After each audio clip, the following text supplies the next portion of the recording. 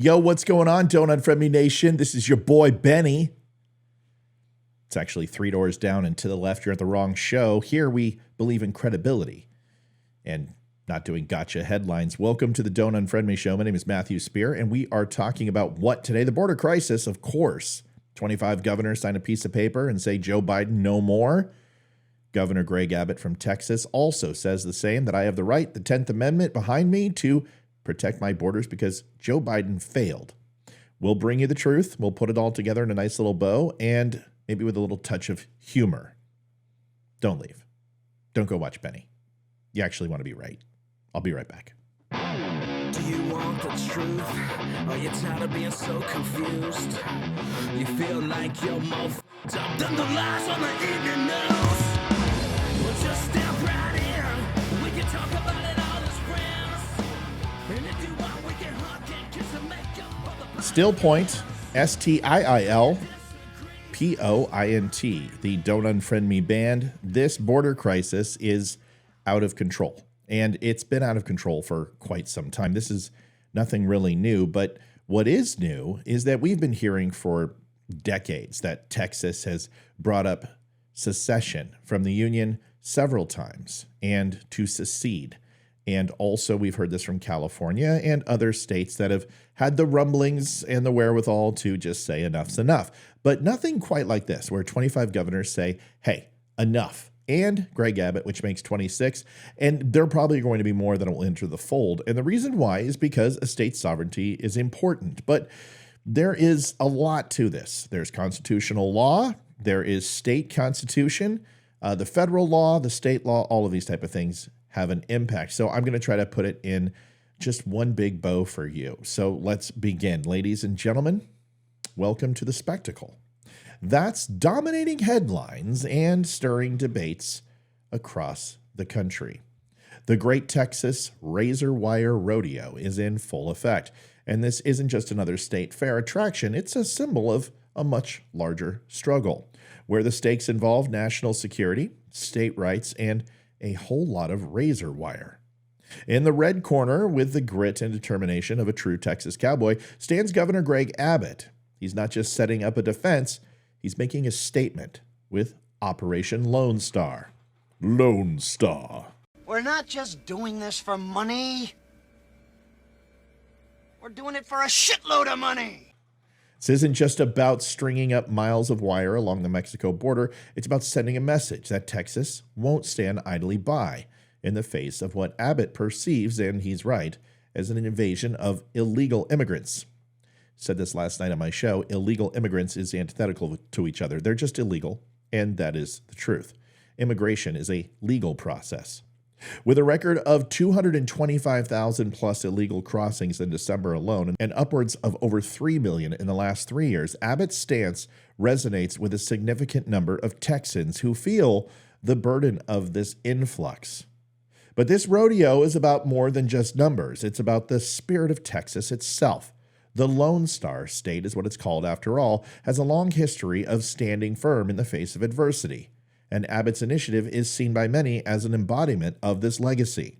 The razor wire, while criticized by some liberals, is viewed by others, Republicans, as a necessary measure to protect Texas' border, not just from illegal immigration, but from the associated risks of drug trafficking and potential security risks.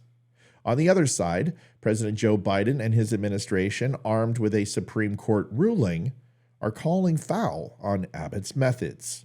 They argue that the fencing hampers the work of federal agents and poses dangers to migrants and law enforcement alike. If the illegals wouldn't try to cross, then there wouldn't be a danger to anyone because they wouldn't be breaking the law. But anyway, Abbott, unflinching in his resolve, interprets the ruling as a green light for new installations, not just the removal of old ones. And it's a classic case of legal interpretation and state versus federal authority. Meanwhile, 25 Republican governors have stepped into the arena, forming a chorus of support for Abbott's stand. And this isn't just a Texas issue, it's a rallying point for a broader debate on states' rights and federal overreach. The support from these governors symbolizes a growing sentiment among certain states that they must take matters into their own hands when they feel the federal government is falling short. It's interesting, all the Democrats and those states are saying, well, you can't oppose the federal government. You have to do what SCOTUS says. I guess Roe v. Wade and abortion ruling isn't something with it. Also, sanctuary cities defied federal law. I'm not sure if you guys have a leg to stand on. But the Supreme Court's ruling, probably the biggest F-up in this, rather than being the final word, has only added fuel to the fire with its ambiguity over new installations. It's left the door open for Abbott to continue his mission, which could be on purpose since a lot of these cases are in lower court, and SCOTUS just punted the ball, knowing that they would have to make a final decision on the final decision. This situation highlights the complex interplay between state and federal powers, a dance as intricate and risky as any rodeo performance. Amidst this standoff, the Democrats led by Biden are caught in a tricky position. How do they assert federal authority without escalating tensions or infringing on states' rights? It's a political tightrope walk, and the world is watching.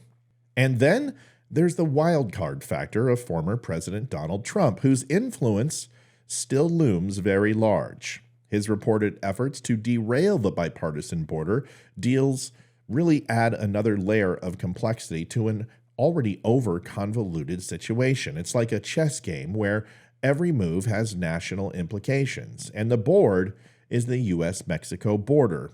Now, we have no idea if Donald Trump is trying to thwart the democracy in action. Of course, they've said that every other day that ends with Y, but it would make sense that the Republicans have been waiting 3.5 years for Joe Biden to do something, and this something is not necessarily better than nothing at this point.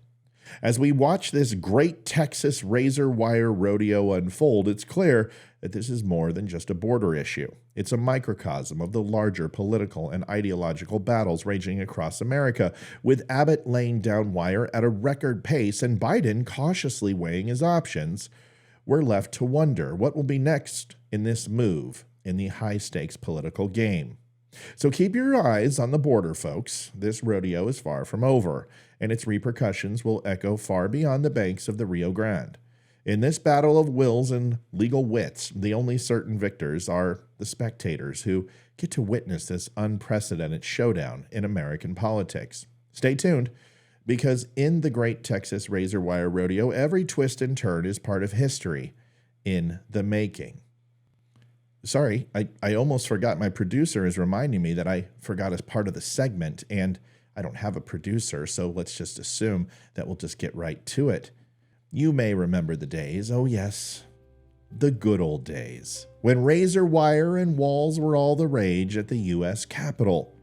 It was like someone binge-watched the Game of Thrones and thought, you know what, our modern democracy needs a touch of medieval flair. Suddenly, the Capitol looked less like the home of the legislative decision-making and more like the set of an epic fantasy drama. When they rolled out those miles of razor wire and popped up walls faster than a pop-up book, you could almost hear the collective sigh of history buffs everywhere, encapsulated in their ease. In the end, the walls and razor wire at the Capitol served as a reminder. Sometimes history's greatest hits make a comeback in the most unexpected ways, and while it might not have been the most practical or aesthetically pleasing choice, it certainly gave us a glimpse into what it might have looked like if our modern world decided to take a few pages out of the old school playbook. Quite literally. So here's to the Capitol's brief stint as a medieval fortress, and to those hypocritical liberals who put it in place. Impractical, a bit over the top, but a golden chapter in the history of American security theater. Now can someone please cue the minstrels and start the servings of mutton filled with bullshit and mead filled with horse piss. Thanks for watching, everybody. I'll see you tonight at 7 o'clock. Adjusting transmitter output. This is the Don't Unfriend Me Show with your hosts, Matt, Leroy, Amy, Olivia, and Mike. Geopolitics, military analysis, and election coverage. Coming to you live on the Spreely.tv network and all major social media channels at The Dumb Show. Honest, direct, unfiltered. Monday, Wednesday, and Friday at 8 p.m. Eastern. We can agree, we can disagree. Just don't unfriend me.